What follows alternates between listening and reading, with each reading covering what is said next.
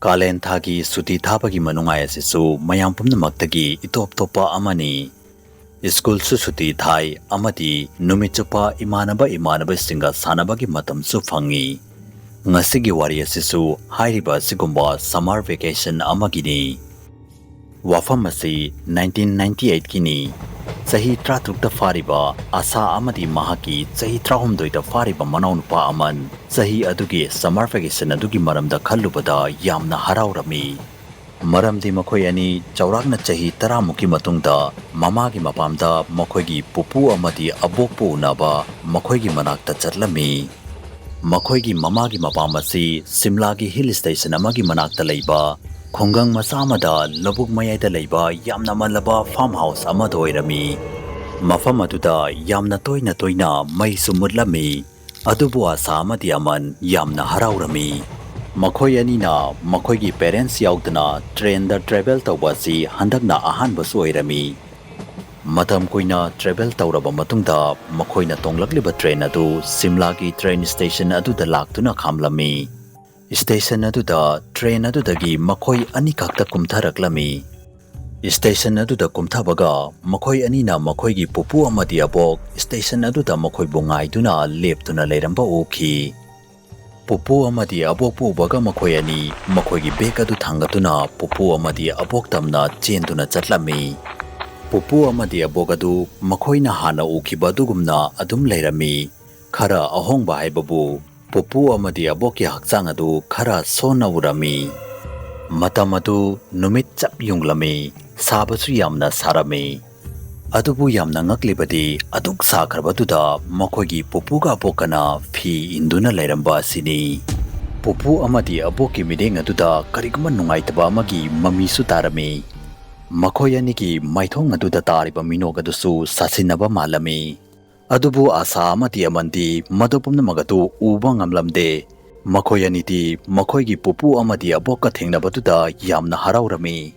Lambida makhoina gari manungda makhoina train tonglakpada tawrakiba sing adugi wari sing adu makhoigi pupu amadi abokta lirami. Adubu pupu amadi abokti wa yamna nganglamde. Makhoi anina ngangliba wa sing aduda hoi haiduna pakhum piraga toklami. Simladagi chaurakna pong amamuk gari thawraklaba matungda makhoi yum yawraklami. Makhoigi pupugi yum adu yamna chauraba farmhouse ama oirami. Adubu yum adu yamna malami. Yum adugi faklang adu napu machuna sanglami amadi yum adugi akoiba dusu napina pungsong songlami. Yum adu uraba matungda yum adu mi amatana maintain tawbidabasu malami. Yum adugi anakpa amadi akoibadasu yum amata leibasu uramde. Numidang so oirami amadi mamambadagi mafam adugi akoibadasu karimata fazana uba fanglamde. Yum adugi mangonda mallaba rocking chair ama thaduna leirami. Chair adu nungsitsu sitana mathanta khara nomduna leirami. Mado ubada amanna phagi tauraduna asiguma mafamdane horror movie namlise hairaga machin moupa noklami. Yum adugi manungda leiramliba pochai sing adu amanba ngakta oirami. Black and white ki photos ugi furniture amadi yum adugi manungda mong ama tawba namthiba manam amasu namlami. Yum adugi manungda karigumba posakama siduna pattuna pumduna leiba sumalami. Makhoi anina naton menduna leiba adu ubada abokna nokfet tawduna manam asi santhi manamne amadi manam asi labuktagi lakpa manamne haiduna makhoi anida hairaklami. Mado hairamlaga abok chakhumda changki. Pupuna makhoi anibu makhoigi ka adu yenghalami amadi chak chananaba thuna lau hairamlaga ka adu daki thokhi. Makhoi anigi ka adu yamna chaurami. Adubu ka adugi thongnau adu daki mamlaba amadi songlaba napi adu khakta urami. Ngaihak leiraba matungda abokna chak chananaba kauraklami amadi makhoi pumnamak chak chananaba phamlami. Pupu amadi abok makhoi ani dining table aduda phambuti phamlami adubu karimata charamde. Makhoi ani wa amakhakta hanjina haituna yamna haraurami. ngasidi isu ani lakpase onthok na nungai kreda ngasidi isu ani lakpase onthok na nungai kreda Mado ubada asa amati aman wakhalatu khara nungairamde. ꯑꯗꯨꯕꯨ ꯃꯈꯣꯏ ꯑꯅꯤ ꯃꯈꯣꯏꯒꯤ ꯄꯨꯄꯨ ꯑꯃꯗꯤ ꯑꯕꯣꯛꯀ ꯆꯍꯤ 10ꯒꯤ ꯃꯇꯨꯡꯗ ꯎꯅꯔꯝꯃꯤ꯫ ꯄꯨꯄꯨ ꯑꯃꯗꯤ ꯑꯕꯣꯛꯅ ꯃꯈꯣꯏ ꯑꯅꯤꯕꯨ ꯌꯥꯝꯅ ꯃꯤꯁ ꯇꯧꯔꯝꯒꯅꯤ ꯍꯥꯏꯗꯨꯅ ꯈꯟꯗꯣꯛꯂꯝꯃꯤ꯫ ꯆꯥꯛ ꯇꯣꯛꯂꯕ ꯃꯇꯨꯡꯗ ꯑꯁꯥ ꯑꯃꯗꯤ ꯑꯃꯟ ꯃꯈꯣꯏꯒꯤ ꯀꯥ ꯃꯅꯨꯡꯗ ꯆꯪꯂꯝꯃꯤ꯫ ꯉꯥꯏꯍꯥꯛ ꯂꯩꯔꯕ ꯃꯇꯨꯡꯗ ꯄꯨꯄꯨ ꯃꯈꯣꯏ ꯑꯅꯤꯒꯤ ꯀꯥ ꯃꯅꯨꯡꯗ ꯆꯪꯂꯛꯂꯝꯃꯤ ꯑꯃꯗꯤ ꯒꯨꯗ ꯅꯥꯏꯠ ꯍꯥꯏꯔꯝꯂꯒ ꯀꯥ ꯑꯗꯨꯒꯤ ꯃꯩ ꯑꯗꯨ ꯃꯨꯠꯊꯠꯂꯝꯃꯤ꯫ ꯄꯨꯄꯨꯅ ꯀꯥ ꯑꯗꯨꯗꯒꯤ ꯊꯣꯛꯇ꯭ꯔꯤꯉꯩꯗ ꯃꯐꯝ ꯑꯁꯤꯗ ꯅꯨꯡꯗꯥꯡ ꯍꯦꯛ ꯑꯣꯏꯕꯒ ꯁꯥ ꯎꯆꯦꯛꯁꯤꯡꯒꯤ ꯃꯈꯣꯜ ꯀꯌꯥ ꯑꯃ ꯂꯥꯛꯄꯅꯤ꯫ ꯃꯈꯣꯜ ꯑꯗꯨ ꯇꯥꯔꯒ ꯀꯤꯒꯅꯨ, ꯑꯗꯨꯒ ꯋꯥ ꯑꯃꯈꯛꯀ, ꯅꯣꯡꯉꯥꯟꯗ꯭ꯔꯤꯐꯥꯎ ꯀꯥ ꯑꯁꯤꯗꯒꯤ ꯃꯄꯥꯟꯗ ꯁꯨꯡꯊꯣꯛ ꯊꯣꯛꯄ ꯌꯥꯗꯦ ꯍꯥꯏꯗꯨꯅ ꯍꯥꯏꯔꯛꯂꯝꯃꯤ꯫ ꯋꯥꯐꯝ ꯑꯗꯨ ꯍꯥꯏꯔꯝꯂꯒ ꯄꯨꯄꯨ ꯀꯥ ꯑꯗꯨꯗꯒꯤ ꯊꯣꯛꯇꯨꯅ ꯆꯠꯈꯤ꯫ ꯂꯝꯁꯥꯡ ꯂꯥꯛꯄꯗꯒꯤ ꯋꯥꯔꯕ ꯑꯃꯗꯤ ꯆꯣꯛꯊꯔꯕ ꯑꯉꯥꯡ ꯑꯅꯤ ꯑꯗꯨ ꯀꯔꯝꯅ ꯇꯨꯝꯈꯤ ꯍꯥꯏꯕꯗꯨ ꯈꯪꯍꯧꯗꯦ꯫ ꯍꯧꯈꯤꯕ ꯅꯨꯃꯤꯠ ꯅꯤꯅꯤ ꯍꯨꯝꯅꯤ ꯑꯗꯨꯗꯤ ꯀꯔꯤꯃꯠꯇ ꯇꯧꯗꯅ ꯌꯥꯝꯅ ꯅꯨꯡꯉꯥꯏꯅ ꯍꯧꯈꯤ꯫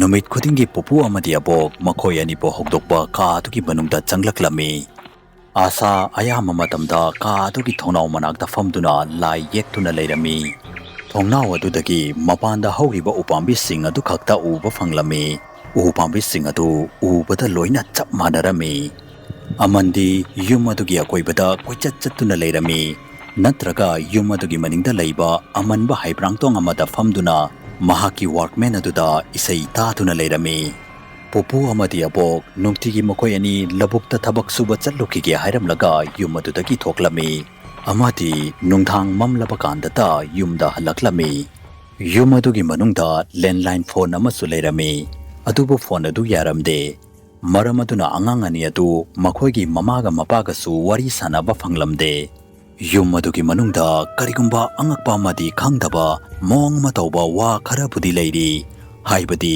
ꯄꯨꯄꯨ ꯑꯃꯗꯤ ꯑꯕꯣꯛ ꯃꯈꯣꯏ ꯑꯅꯤꯒ ꯄꯨꯟꯅ ꯐꯝꯃꯤꯟꯅꯔꯕꯁꯨ ꯀꯔꯤꯃꯠꯇ ꯆꯥꯔꯝꯗꯦ꯫ ꯍꯪꯂꯨꯔꯕꯁꯨ ꯃꯔꯝ ꯑꯃ ꯍꯦꯛꯇ ꯍꯥꯏꯔꯛꯂꯒ ꯐꯝꯗꯨꯅ ꯂꯩꯔꯝꯃꯤ꯫ ꯅꯣꯡꯃ ꯑꯃꯅ ꯆꯥꯛꯈꯨꯝꯗ ꯐ꯭ꯔꯤꯖ ꯑꯗꯨ ꯍꯥꯡꯗꯣꯛꯇꯨꯅ ꯂꯩꯔꯝꯕ ꯊꯦꯡꯅꯈꯤ ꯑꯃꯗꯤ ꯐ꯭ꯔꯤꯖ ꯑꯗꯨꯒꯤ ꯃꯅꯨꯡꯗ ꯈꯥꯡ ꯑꯃꯈꯛꯇ ꯂꯩꯕ ꯎꯔꯝꯃꯤ꯫ ꯈꯥꯡ ꯑꯗꯨꯗ ꯑꯉꯥꯡꯕ ꯃꯆꯨꯒꯤ ꯌꯥꯝꯅ ꯅꯪꯂꯕ ꯃꯍꯤ ꯑꯃꯁꯨ ꯌꯥꯎꯔꯝꯃꯤ꯫ ꯑꯃꯟꯅ ꯃꯕꯣꯛꯀꯤ ꯃꯅꯥꯛꯇ ꯆꯠꯇꯨꯅ ꯃꯍꯤ ꯑꯗꯨꯒꯤ ꯃꯔꯝꯗ ꯍꯪꯂꯨꯕꯗ ꯑꯕꯣꯛꯅ ꯃꯍꯤ ꯑꯗꯨ ꯌꯥꯝꯅ ꯂꯤꯔꯕ ꯃꯈꯣꯏꯒꯤ ꯐꯦꯃꯤꯂꯤꯒꯤ ꯔꯦꯁꯤꯄꯤ ꯑꯃꯅꯤ ꯍꯥꯏꯗꯨꯅ ꯍꯥꯏꯔꯛꯂꯝꯃꯤ ꯑꯃꯗꯤ ꯀꯟꯅ ꯀꯟꯅ ꯅꯣꯛꯂꯛꯂꯝꯃꯤ꯫ ꯑꯌꯥꯝꯕ ꯃꯇꯝꯗ ꯃꯈꯣꯏꯒꯤ ꯃꯕꯣꯛ ꯑꯗꯨ ꯃꯔꯝ ꯑꯃꯠꯇ ꯂꯩꯇꯅ ꯏꯈꯪ ꯈꯪꯍꯧꯗꯅ ꯀꯟꯅ ꯀꯟꯅ ꯅꯣꯛꯂꯝꯃꯤ ꯑꯃꯗꯤ ꯄꯨꯄꯨꯁꯨ ꯄꯨꯡ ꯀꯌꯥ ꯑꯃ ꯃꯐꯝ ꯑꯃꯠꯇꯗ ꯐꯝꯗꯨꯅ ꯃꯍꯥꯛꯀꯤ ꯃꯃꯥꯡꯗ ꯀꯔꯤꯒꯨꯝꯕ ꯄꯣꯠꯁꯛ ꯑꯃ ꯂꯩꯕꯒꯨꯝ ꯃꯨꯟꯅ ꯌꯦꯡꯗꯨꯅ ꯂꯩꯔꯝꯃꯤ꯫ ꯑꯗꯨꯕꯨ ꯃꯁꯤ ꯄꯨꯝꯅꯃꯛ ꯑꯁꯤ ꯑꯍꯟ ꯑꯣꯏꯁꯤꯜꯂꯛꯄꯗꯨꯗ ꯇꯧꯕ ꯑꯣꯏꯔꯝꯒꯅꯤ ꯍꯥꯏꯗꯨꯅ ꯃꯆꯤꯟ ꯃꯧꯄꯥꯅ ꯈꯜꯂꯝꯃꯤ꯫ ꯅꯨꯃꯤꯠ ꯑꯗꯨꯒꯤ ꯅꯨꯡꯗꯥꯡ ꯑꯗꯨꯗ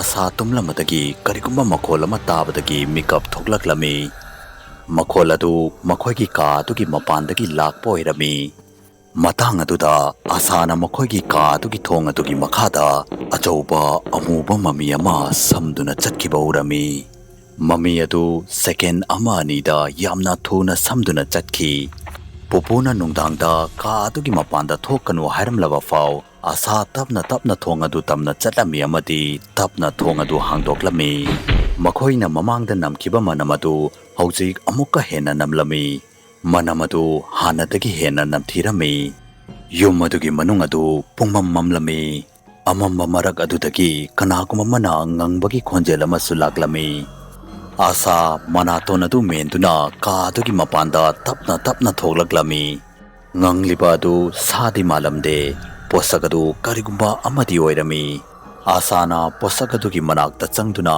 ꯀꯔꯤꯅꯣ ꯍꯥꯏꯕꯗꯨ ꯌꯦꯡꯒꯦ ꯍꯥꯏꯗꯨꯅ ꯇꯧꯕꯒ ꯏꯈꯪ ꯈꯪꯍꯧꯗꯅ ꯀꯅꯥꯒꯨꯝꯕ ꯑꯃꯅ ꯃꯍꯥꯛꯀꯤ ꯁꯒꯟ ꯑꯗꯨꯗ ꯄꯥꯏꯔꯛꯂꯝꯃꯤ ꯑꯃꯗꯤ ꯑꯁꯥ ꯌꯥꯝꯅ ꯀꯟꯅ ꯂꯥꯎꯔꯝꯃꯤ꯫ ꯑꯁꯥꯒꯤ ꯃꯅꯤꯡꯗ ꯃꯍꯥꯛꯀꯤ ꯃꯕꯣꯛ लेप्तुना लेरमी हौजिकसु अबोककी माइथोंग अदुदा मोंग अमा तौबा तौसिनाबा मानबा मिनोक अदुगी ममी अदु तारमी अमादी अबोककी माइथोंग अदु ताइफेटसु तारमी अबोकना आसादा का मनुंगदा चंगदुना तुमुजो हाइदुना हाइरक्लमी अबोककी मतौ अदु उबदा आसा किमनखिदुना तुमिना का अदुगी मनुंगदा चंगखी अदुबु महा किमनदुना तुंबदि यारमदे हौजिक आसा युम अदुगी खनबदा मथमोय अदुदा अकीबा मा फावबा होरक्लमी मथंगी नमित नोंगालबा मतुंगदा पुपु अमदि अबोक मखोइगी का अदुगी मनुंगदा चंगलक्लमी अदुबु हौजिकती मखोय अनिगी माइथोंग अदु हानगुम normal ओइरमी मखोय अनिना नुंगतिगी अदुमना Breakfast chakhumda leihorabani.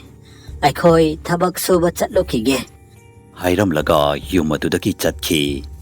Yum adugi thongjawaduna thingbagi makhol adu tabaga asa mathamoida kirambadu khara phabagum taurami. Numit adugi nungthinda aman yum adugi maningda famduna mahaki schoolgi holiday homework tawduna leirami. Matang aduda mahakna yum adugi manungdagi angang macha kharana sanabagi khonjel ama tarami. Maduda amanna yum adugi maningi thongna wadudagi yum adugi manungda yenglubada mahakna mami ama urami. Mami adu angang nupi macha amagi sumalami. Mado ubada amanna yumda mi lakpa oiramgani haiduna khallami. Adubu mahakna yum adugi manungda changduna yengluba matamdadi yum adugi manungda asa natana atei kanamata leiba uramde. Aman yum adugi manungda nupi macha adubu koithi thirami. Matang aduda mahaki mideng adu yum adugi manungda thelamba black and white ki photo sing aduda tarami. Photo sing adugi mayaida makhoigi pupu amadi aboki chauraba photo amasu thelami.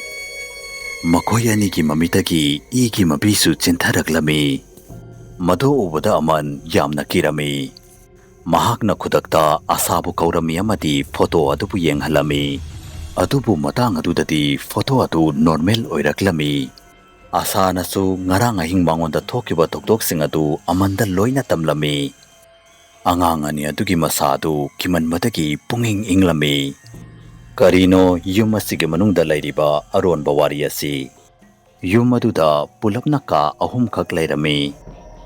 Makhoigi pupu amadi aboki ka si yum adugi first floor da lairami. Amadi ka adu matam chupada thingduna lairami.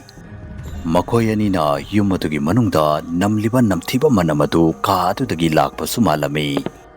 Makhoi anina ka adugi so adu koithi thiduna ka adu hangdoklami. Ka adugi thong adu hangdokpaga yamna namthiba manamama namlaklami. Ka adugi manungda tharamba phapung amagi mathakta apumba hakchang anikhak taduna leiramba thengnaki. Makhoi ani manaton adu menduna ka adugi manungda changlami. Makhoina phapung adugi manakta changduna yenglubada apumba hakchang adugi maraktagi hakchang amagi mangaksamda apokna siramba likadu siduna leiba urami. Mado ubada asa pungangaklami amadi thasabangamlamde. Mahakna hakchang asi makhoigi pupu amadi aboki hakchang ni haibadu khangbangamlami. Hakchang ani asi makhoigi pupu amadi aboki oirabadi makhoiga numit kharani dagi laimenergliba ahan ani asi kanano. Mayam wari asigi part 1 matang asida loisinjarage. Wari asigi part 2 mathangi video da amuk mayam punna taminnarasi. Facebook ta Manipuri horror story gi Facebook page fu follow tawiramu. Loinana karigumba wari asu mayamna pambi taragadi channel asibu subscribe tawiramu amadi video asibu like and share amam ta tawiramu. Mathangi video da amuk unarasi habsga loinana yangkupam loyangan bana mayam pumnamakpu kainabagi yathang nezari.